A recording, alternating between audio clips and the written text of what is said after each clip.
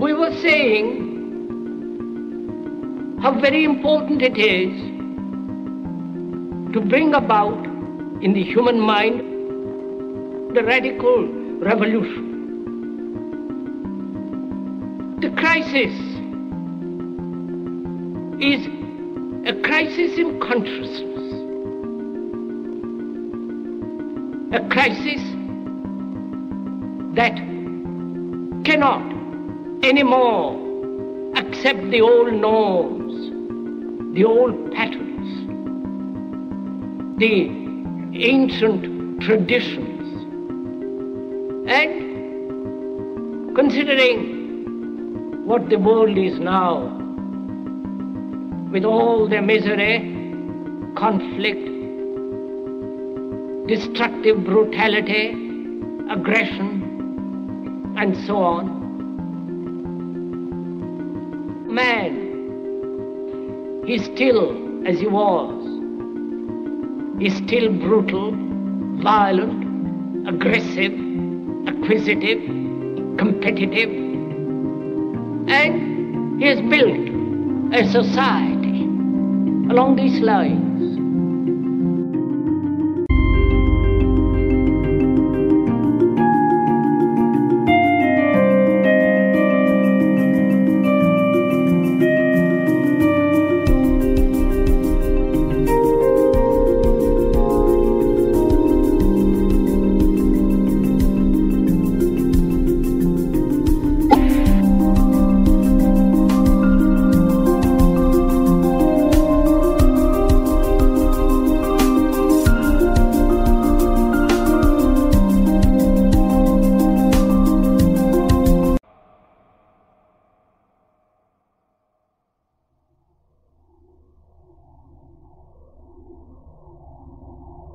Once we understand that the integrity of our personal existences are completely dependent on the integrity of everything else in our world, we have truly understood the meaning of unconditional love. For love is extensionality, and seeing everything as you and you as everything can have no conditionalities. For, in fact, we are all everything at once. It's time to claim the unity our outmoded social systems have broken apart, and work together to create a sustainable global society where everyone is taken care of and everyone is truly free. Your personal beliefs, whatever they may be, are meaningless when it comes to the necessities of life. Every human being is born naked, needing warmth, food, water, shelter. Everything else is auxiliary. Therefore, the most important issue at hand is the intelligent management of the Earth's resources. This can never be accomplished in a monetary system, for the pursuit of profit is the pursuit of self-interest, and therefore imbalance is inherent. Simultaneously, politicians are useless, for our true problems in life are technical, not political. The fact is, society today is backwards, with politicians constantly talking about protection and security rather than creation, unity, and progress. The U.S. alone now spends about $500 billion annually on defense. That is enough to send every high school senior in America to a 4-year college. In the 1940s, the Manhattan Project produced the first true weapon of mass destruction. This program employed 130,000 people at an extreme financial cost. Imagine what our life would be like today if that group of scientists, instead of working on a way of killing people, worked on a way to create a self-sustaining, abundant world. Life today would be very, very different if that was their goal. Instead of weapons of mass destruction, it is time to unleash something much more powerful. Weapons of mass creation. Our true divinity is in our ability to create, and armed with the understanding of the symbiotic connections of life, while being guided by the emergent nature of reality, there is nothing we cannot do or accomplish. Of course, we face strong barriers in the form of established power structures that refuse to change. At the heart of these structures is the monetary system. As explained earlier, the fractional reserve policy is a form of slavery through debt where it is literally impossible for society to be free. In turn, free market capitalism in the form of free trade uses debt to imprison the world and manipulate countries into subservience to a handful of large business and political powers. Apart from these obvious amoralities, the system itself is based on competition, which immediately destroys the possibility of large-scale collaborations for the common good, hence paralyzing any attempt at true global sustainability. These financial and corporate structures are now obsolete, and they must be outgrown. Of course, we cannot be naive enough to think that the business and financial elite are going to subscribe to this idea, for they will lose power and control. Therefore, peaceful yet highly strategic action must be taken. The most powerful course of action is simple. We have to alter our behavior to force the power structure to the will of the people. We must stop supporting the system. The only way the establishment will change is by our refusal to participate, while continuously acknowledging its endless flaws and corruptions. The probability is our country will move toward a military dictatorship to prevent riots and complete social breakdown. Once the U.S. breaks down, all the other cultures will undergo similar things. As of now, the world financial system is on the brink of collapse due to its own shortcomings. The Comptroller of Currency stated in 2003 that the interest on the U.S. national debt will not be affordable in less than 10 years. This theoretically means total bankruptcy for the U.S. economy, and its implications for the world are immense. In turn, the fractional reserve-based monetary system is reaching its theoretical limits of expansion, and the banking failures you are seeing are just the beginning. This is why inflation is skyrocketing, all debt is at record levels, and the government and Fed are hemorrhaging new money to bail out the corrupt system. For the only way to keep the banks going is by making more money. The only way to make more money is to create more debt and inflation. It is simply a matter of time before the tables turn, and there is no one willing to take new loans, while defaults grow, as people are unable to afford their current loans.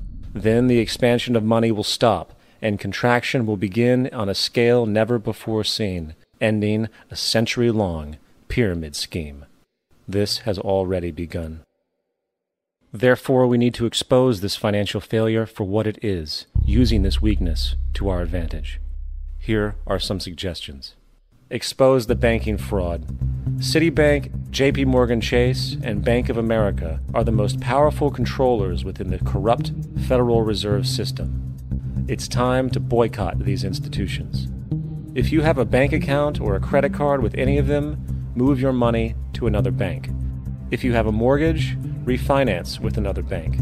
If you own their stock, sell it. If you work for them, quit.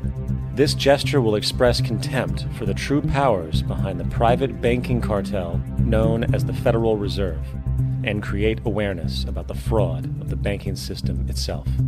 2. Turn off the TV news. Visit the emerging independent news agencies on the internet for your information. CNN, NBC, ABC, Fox, and all the others present all news pre-filtered to maintain the status quo. With 4 corporations owning all major media outlets, objective information is impossible. This is the true beauty of the internet, and the establishment has been losing control because of this free flow of information. We must protect the internet at all times, as it is truly our savior right now. 3. Don't ever allow yourself, your family, or anyone you know to ever join the military. This is an obsolete institution now used exclusively for maintaining an establishment that is no longer relevant. U.S. soldiers in Iraq work for U.S. corporations, not the people. Propaganda forces us to believe that war is natural and the military is an honorable institution. Well, if war is natural, why are there 18 suicides every single day by American veterans who have post-traumatic stress disorder? If our military men and women are so honored, why is it that 25% of the American homeless population are veterans? 4. Stop supporting the energy companies. If you live in a detached house, get off the grid. Investigate every means of making your home self-sustainable with clean energy. Solar, wind, and other renewable energies are now affordable consumer realities, and considering the never-ending rising cost of traditional energies, it will likely be a cheaper investment over time. If you drive, get the smallest car you can, and consider using one of the many conversion technologies that can enable your car to be a hybrid, electric, or run on anything other than establishment fuels. 5. Reject the political system. The illusion of democracy is an insult to our intelligence. In a monetary system, there is no such thing as a true democracy, and there never was. We have two political parties owned by the same set of corporate lobbyists. They are placed in their positions by the corporations, with popularity artificially projected by their media. In a system of inherent corruption, the change of personnel every couple of years has very little relevance. Instead of pretending that the political game has any true meaning, focus your energy on how to transcend this failed system. And 6. Join the movement. Go to thezeitgeistmovement.com and help us create the largest mass movement for social change the world has ever seen.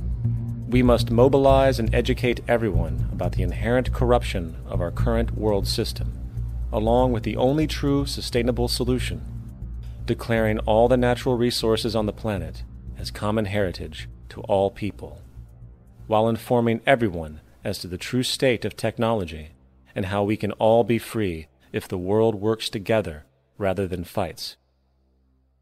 The choice lies with you. You can continue to be a slave to the financial system and watch the continuous wars, depressions, and injustice across the globe while placating yourself with vain entertainment and materialistic garbage. Or you can focus your energy on true, meaningful, lasting, holistic change, which actually has the realistic ability to support and free all humans with no one left behind. But, in the end, the most relevant change must occur first inside of you. The real revolution is the revolution of consciousness, and each one of us first needs to eliminate the divisionary, materialistic noise we have been conditioned to think is true, while discovering, amplifying, and aligning with the signal coming from our true empirical oneness. It is up to you.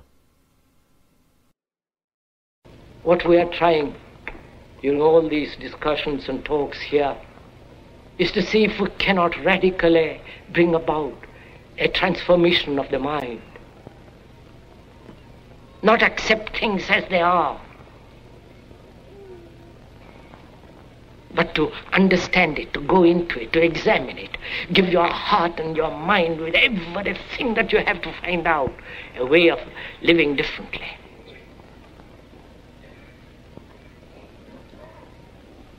But that depends on you and not somebody else. Because in this there is no teacher, no pupil, there is no leader, there is no guru, there is no master, no savior. You yourself are the teacher and the pupil, you are the master, you are the guru, you are the leader. You are everything. And to understand is to transform what is.